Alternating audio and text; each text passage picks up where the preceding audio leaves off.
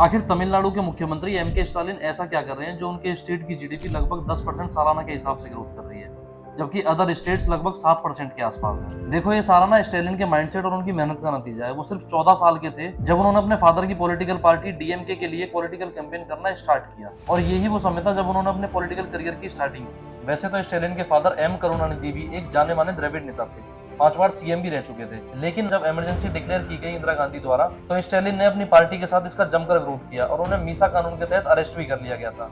और यही वो समय था जब उन्हें एक युवा नेता के तौर पर पहचान मिली। 2018 में फादर की डेथ के बाद वो अपनी पार्टी के प्रेसिडेंट बने, और 2021 वो समय था जब वो तमिलनाडु के 8वें मुख्यमंत्री बने। स्टालिन हमेशा अपने द्रविड़ मॉडल पर जोर देते हैं, जिसका main focus education, public policies के साथ साथ स्टेट की इकोनॉमिक ग्रोथ के ऊपर होता है। वो स्कूलों में पढ़ने वाले बच्चों के लिए ब्रेकफास्ट जैसी सुविधा चलाते हैं, साथ ही कॉलेज जाने वाले बच्चों के लिए बस के पासेज जैसी फैसिलिटी देते हैं। पढ़ने वाले बच्चों के लिए हर महीने 1000 रुपए जैसी छोटी छोटी पॉलिसीज से वो स्टूडेंट के साथ अच्छी तरह कनेक्ट कर पाते हैं। वो बार बार अपने भाषणों में लॉ एंड ऑर्डर को और स्ट्रॉन्ग करने की बात करते हैं, जिससे इन्वेस्टर्स जो हैं वो सेफ फील कर सकें और यूथ को नौकरियां मिल सकें। वो बेसिक फैसिलिटीज पर काम करते हैं, जैसे रोड्स हैं, हेल्थ सेक्टर है, एजुकेशन सेक्टर है।